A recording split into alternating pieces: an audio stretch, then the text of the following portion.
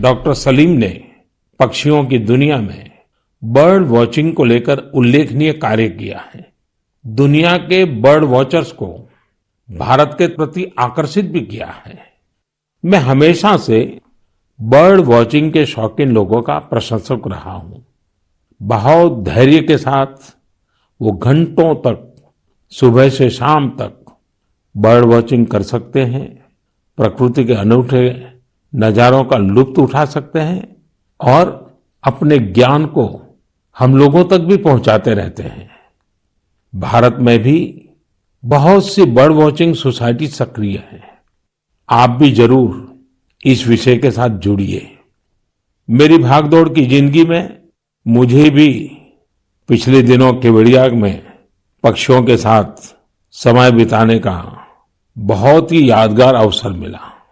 पक्षियों के साथ बिताया हुआ समय आपको प्रकृति से भी जोड़ेगा और पर्यावरण के लिए भी प्रेरणा देगा। मेरे प्यारे देशवासियों, भारत की संस्कृति और शास्त्र हमेशा से ही पूरी दुनिया के लिए आकर्षण के केंद्र रहे हैं। कई लोग तो इनकी खोज में भारत आए और हमेशा के लिए यहीं के होकर रह गए, तो कई लोग वापस अपने देश जाकर इस संस्कृति के संवाहक बन गए। मुझे जोनास मसेट्टी के काम के बारे में जानने का मौका मिला, जिन्हें विश्वनाथ के नाम से भी जाना जाता है। जोनास ब्राजील में लोगों को वेदांत और गीता सिखाते हैं। वे विश्व विद्या नाम की एक संस्था चलाते हैं, जो रियो डी जेनेरो से घंटे भर की दूरी पर पेट्रोपोलिस के पहाड़ों में स्थित है। जोनास ने मैकेनिकल इंजीनियरिंग की पढ़ाई करने के बाद स्टॉक मार्केट में अपनी कंपनी में काम किया। बाद में उनका रुझान भारतीय संस्कृति और खासकर वेदांत की तरफ हो गया।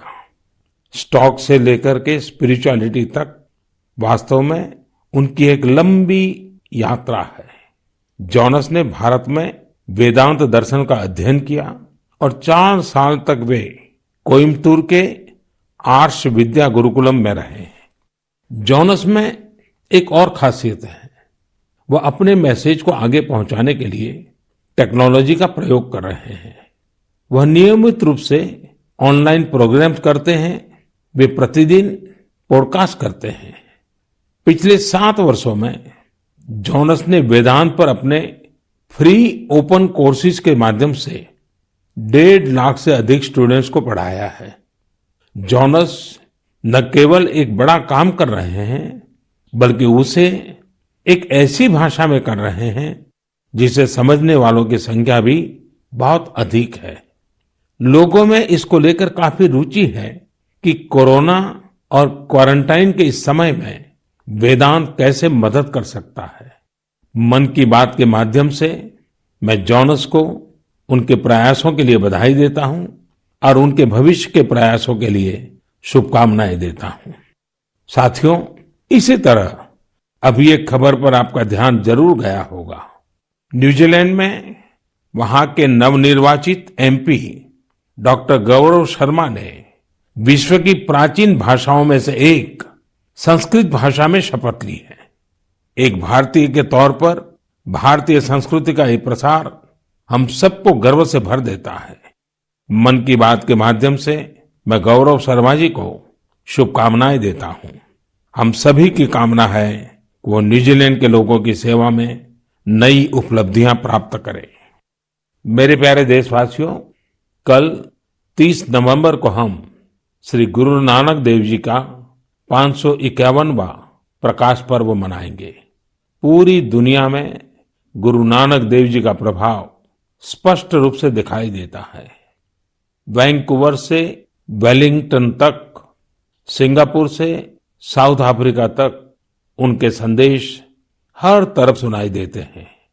गुरु ग्रंथ साहिब में कहा गया है, सेवक को सेवा बन आई, यानी सेवक का काम सेवा करना है। बीते कुछ वर्षों में कई अहम पड़ाव आए और एक सेवक के तौर पर हमें बहुत कुछ करने का अवसर मिला। गुरु साहिब ने हमसे सेवा ली। गुरु नानक देव जी का ही 550वां प्रकाश पर्व, श्री गुरु गोविंद सिंह जी का 350वां प्रकाश पर्व, अगले वर्ष श्री गुरु तेग बहादुर जी का 400वां प्रकाश पर्व भी है। मुझे महसूस होता है कि गुरु साहब की मुझ पर विशेष कृपा रही, जो उन्होंने मुझे हमेशा अपने कार्यों में बहुत करीब से जोड़ा है। साथियों, क्या आप जानते हैं कि कच्छ में एक गुरुद्वारा है, लखपत गुरुद्वारा साहब। श्री गुरु नानक जी अपनी उदासी के दौरान लखपत गुरुद्वारा साहिब में रुके थे। 2001 के भूकंप से इस गुरुद्वारे को भी नुकसान पहुंचा था। यह गुरु साहिब की कृपा ही थी कि मैं इसका जीर्णोद्धार सुनिश्चित कर पाया। न केवल गुरुद्वारा की मरम्मत की गई, बल्कि उसके गौरव और भव्यता को भी फिर से स्थापित किया गया। हम सबको गुरु साहब का भरपूर आशीर्वाद भी मिला। लखपत गुरुद्वारा के संरक्षण के प्रयासों को 2004 में UNESCO Asia Pacific heritage award में अवार्ड ऑफ डिस्टिंक्शन दिया गया। अवार्ड देने वाली जूरी ने यह पाया कि मरम्मत के दौरान शिल्प से जुड़ी बारीकियों का विशेष ध्यान रखा गया।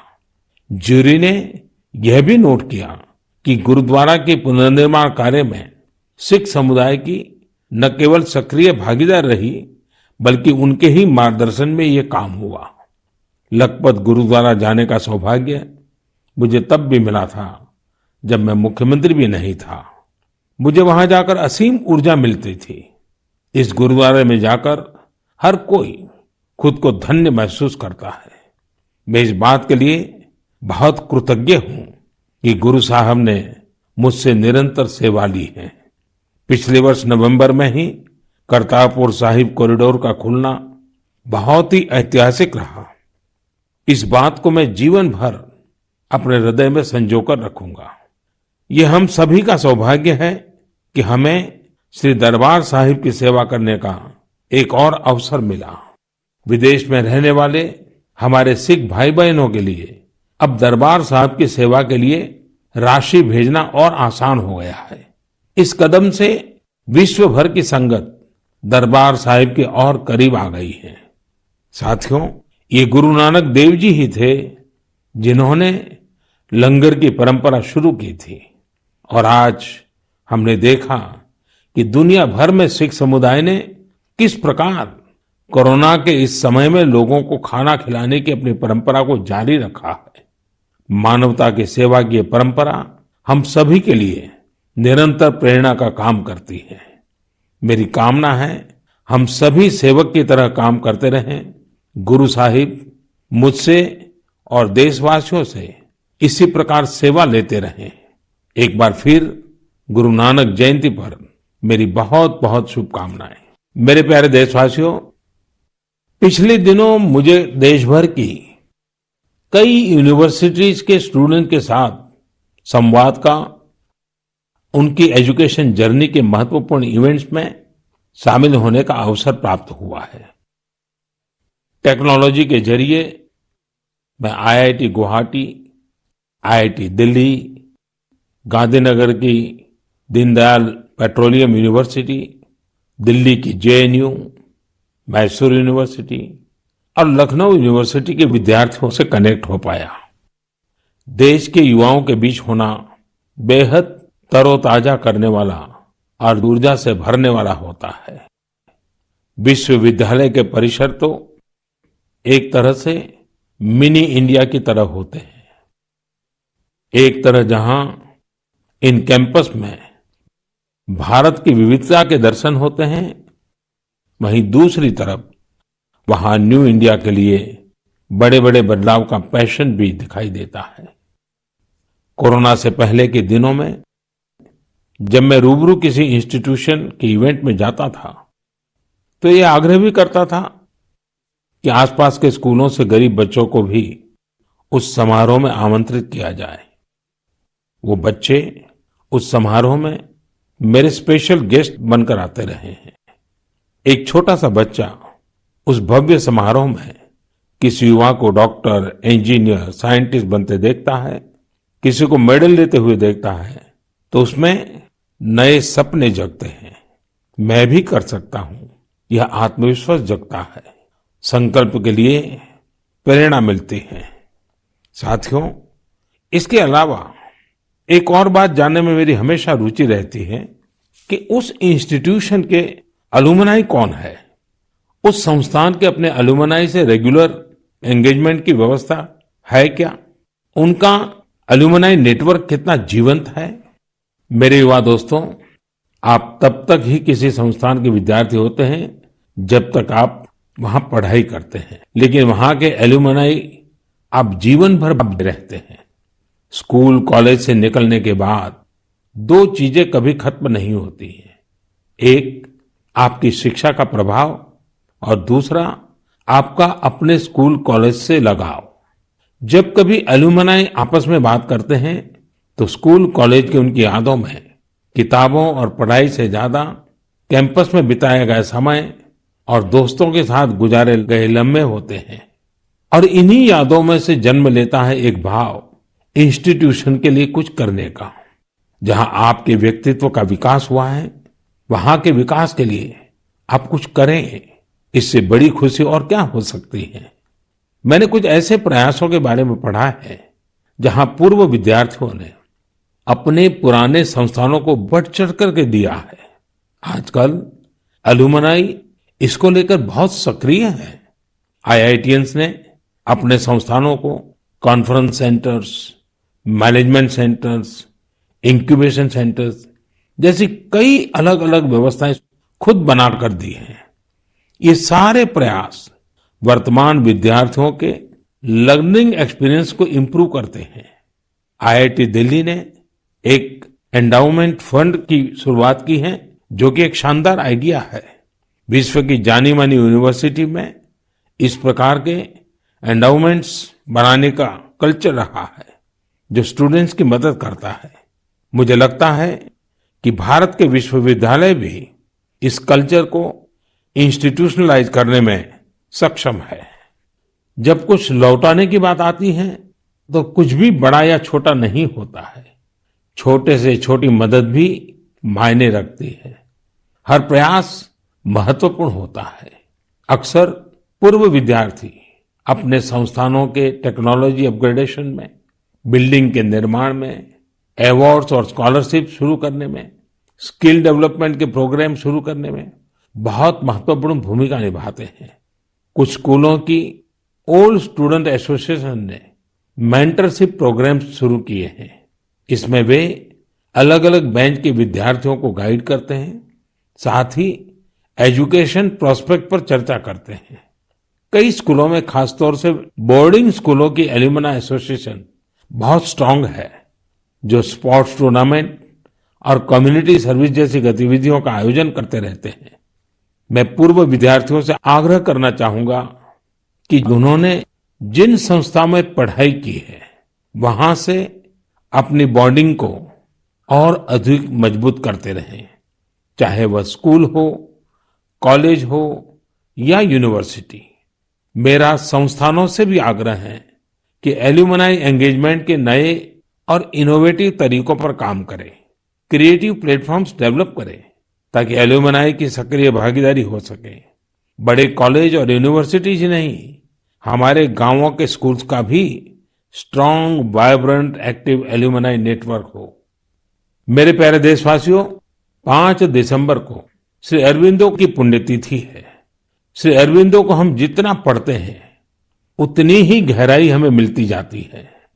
मेरे युवा साथी श्री अरबिंदो को जितना जानेंगे, उतना ही अपने आप को जानेंगे, खुद को समृद्ध करेंगे।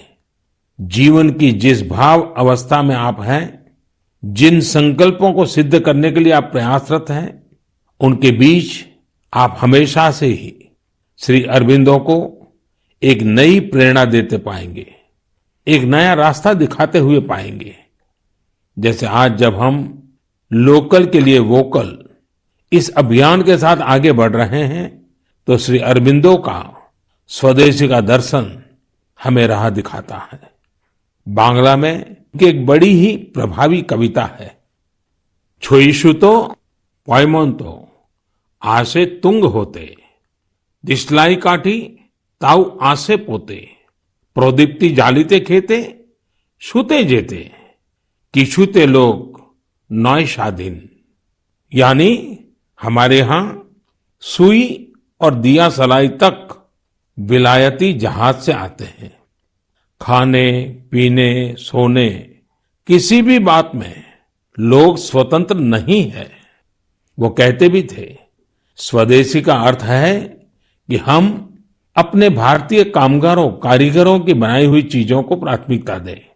ऐसा भी नहीं कि श्री अरबिंदो ने विदेशों से कुछ सीखने का भी कभी विरोध किया हो।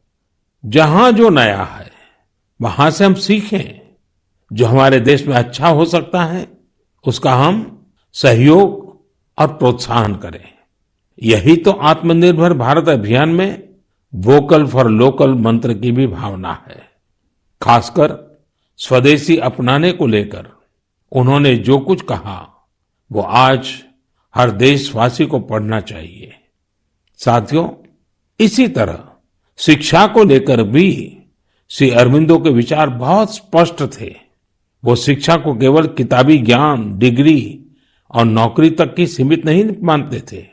श्री अरबिंदो कहते थे, हमारी राष्ट्रीय शिक्षा हमारी युवा पीढ़ी के दिल और दिमाग की ट्रेनिंग होनी चाहिए। यानी मस्तिष्क का वैज्ञानिक विकास हो और दिल में भारतीय भावनाएं भी हो। तभी एक युवा देश का और बेहतर नागरिक बन पाता है। श्री अरबिंदो ने राष्ट्रीय शिक्षा को लेकर जो बात तब कही थी, जो अपेक्षा की थी, आज देश उसे नई राष्ट्रीय शिक्षा नीति के जरिए पूरा कर रहा है। मेरे प्यारे देशवासियों, भारत में खेती और उससे जुड़ी चीजों के साथ नए आयाम जुड़ रहे हैं। बीते दिनों हुए कृषि सुधारों ने किसानों के लिए नई संभावनाओं के द्वार भी खोले हैं। बरसों से किसानों की जो मांग थी, जिन मांगों को पूरा करने के लिए किसी न किसी समय में हर राजनीतिक दल ने उनसे वायदा किया था, वो मांगे पूरी हुई है।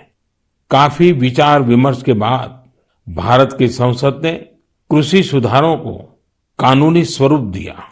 इन सुधारों से न सिर्फ किसानों के अनेक बंधन समाप्त हुए हैं, बल्कि उन्हें नए अधिकार भी मिले हैं, नए अवसर भी मिले हैं। इन अधिकारों ने बहुत ही कम समय में किसानों की परेशानियों को कम करना शुरू कर दिया है। महाराष्ट्र के धुले जिले के किसान जितेंद्र भोईजी ने नए कृषि कानूनों का इस्तेमाल कैसे किया, ये आपको भी जानना चाहिए। जितेंद्र भोईजी ने मक्के की खेती की थी और सही दामों के लिए उसे व्यापारियों को बेचना तय किया। फसल की कुल कीमत तय हुई करीब 3,32,000 रुपये। जितेंद्र भोई को 25,000 रुपये एडवांस भी मिल गए थे। तय ये हुआ था कि बाकी का पैसा उन्हें 15 दिन में चुका दिया जाएगा। लेकिन बाद में परिस्थितियां ऐसी बनी कि उन्हें बाकी का पेमेंट नहीं मिला। किसान से फसल खरीद लो, महीनों महीनों पेमेंट न करो। संभवतः मक्का खरीदने वाले बरसों से चली आ रही उसी परंपरा को निभा रहे थे। इसी तरह 4 महीने तक जितेंद्र जी का पेमेंट नहीं हुआ। इस स्थिति में उनकी मदद की सितंबर में जो पास हुए हैं, जो नए कृषि कानून बने हैं, वो उनके काम आए। इस कानून में ये तय किया गया है कि फसल खरीदने के 3 दिन में ही किसान को पूरा पेमेंट करना पड़ता है और अगर पेमेंट नहीं होता है तो किसान शिकायत दर्ज कर सकता है। कानून में एक और बहुत बड़ी बात है। इस कानून में ये प्रावधान किया गया है कि क्षेत्र के एसडीएम को 1 महीने के भीतर ही किसान की शिकायत का निपटारा करना होगा। अब जब ऐसे कानून की ताकत हमारे किसान भाई के पास थी तो उनकी समस्या का समाधान तो होना ही था। उन्होंने शिकायत की और चंद ही दिन में उनका बकाया चुका दिया गया। यानी कि कानून की सही और पूरी जानकारी ही जितेंद्र जी की ताकत बनी। क्षेत्र कोई भी हो, हर तरह के भ्रम और अफवाहों से दूर सही जानकारी हर व्यक्ति के लिए बहुत बड़ा संबल होती है। किसानों में जागरूकता बढ़ाने का ऐसा ही एक काम कर रहे हैं राजस्थान के बारां जिले में रहने वाले मोहम्मद असलम जी। ये किसान उत्पादक संघ के सीईओ भी हैं। जी हाँ, आपने सही सुना, किसान उत्पादक संघ के सीईओ। उम्मीद है बड़ी बड़ी कंपनियों के सीईओज को ये सुनकर अच्छा लगेगा कि अब देश के दूर दराज वाले इलाकों में काम कर रहे किसान संगठनों में भी सीईओज होने लगे हैं। तो साथियों, मोहम्मद असलम जी ने अपने क्षेत्र के अनेकों किसानों को मिलाकर एक व्हाट्सएप ग्रुप बना लिया है। इस ग्रुप पर वो हर रोज आसपास की मंडियों में क्या भाव चल रहा है इसकी जानकारी किसानों को देते हैं।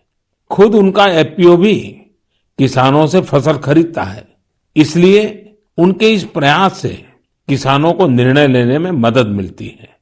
साथियों, जागरूकता है तो जीवंतता है। अपनी जागरूकता से हजारों लोगों का जीवन प्रभावित करने वाले एक कृषि उद्यमी श्री वीरेंद्र यादव जी हैं। वीरेंद्र यादव जी कभी ऑस्ट्रेलिया में रहा करते थे। 2 साल पहले ही वो भारत आए और अब हरियाणा के कैथल में रहते हैं। दूसरे लोगों की तरह ही खेती में पराली उनके सामने भी एक बड़ी समस्या थी। इसके सॉल्यूशन के लिए बहुत व्यापक स्तर पर काम हो रहा है। लेकिन आज मन की बात में मैं वीरेंद्र जी को विशेष तौर पर जिक्र इसलिए कर रहा हूं क्योंकि उनके प्रयास अलग है, एक नई दिशा दिखाते हैं। पराली का समाधान करने के लिए वीरेंद्र जी ने पुआल की गांठ बनाने वाली स्ट्रॉ बेलर मशीन खरीदी। इसके लिए उन्हें कृषि विभाग से आर्थिक मदद भी मिली। इस मशीन से उन्होंने पराली के गट्ठे बनाना शुरू कर दिया। गट्ठे बनाने के बाद उन्होंने पराली को एग्रो एनर्जी प्लांट और पेपर मिल को बेच दिया। आप जानकर हैरान रह जाएंगे कि वीरेंद्र जी ने पराली से सिर्फ 2 साल में 1.5 करोड़ रुपए से ज्यादा का व्यापार किया है और उसमें भी लगभग 50 लाख रुपए मुनाफा कमाया है। इसका फायदा उन किसानों को भी हो रहा है जिनके खेतों से वीरेंद्र जी पराली उठाते हैं।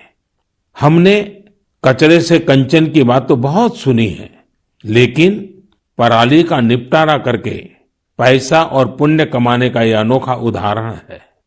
मेरा नौजवानों, विशेषकर कृषि की पढ़ाई कर रहे लाखों विद्यार्थियों से आग्रह है कि वो अपने आसपास के गांवों में जाकर किसानों को आधुनिक कृषि के बारे में, हाल में हुए कृषि सुधारों के बारे में जागरूक करें। ऐसा करके आप देश में हो रहे बड़े बदलाव के सहभागी बनेंगे। मेरे प्यारे देशवासियों, मन की बात में हम अलग अलग भांति भांति के अनेक विषयों पर बात करते हैं, लेकिन एक ऐसी बात को भी 1 साल हो रहा है जिसको हम कभी खुशी से याद नहीं करना चाहेंगे। करीब करीब 1 साल हो रहे हैं जब दुनिया को कोरोना के पहले केस के बारे में पता चला था। तब से लेकर अब तक पूरे विश्व ने अनेक उतार चढ़ाव देखे हैं। लॉकडाउन के दौर से बाहर निकलकर अब वैक्सीन पर चर्चा होने लगी है, लेकिन कोरोना को लेकर किसी भी तरह की लापरवाही अब भी बहुत घातक है। हमें कोरोना के खिलाफ अपनी लड़ाई को मजबूती से जारी रखना है। साथियों, कुछ दिनों बाद ही 6 दिसंबर को बाबा साहब आम्बेडकर की पुण्यतिथि भी है। ये दिन बाबा साहब को श्रद्धांजलि देने के साथ ही देश के प्रति अपने संकल्पों, संविधान ने एक नागरिक के तौर पर अपने कर्तव्यों को निभाने की जो सीख हमें दी है, उसे दोहराने का है। देश के बड़े हिस्से में सर्दी का मौसम भी जोर पकड़ रहा है। अनेक जगहों पर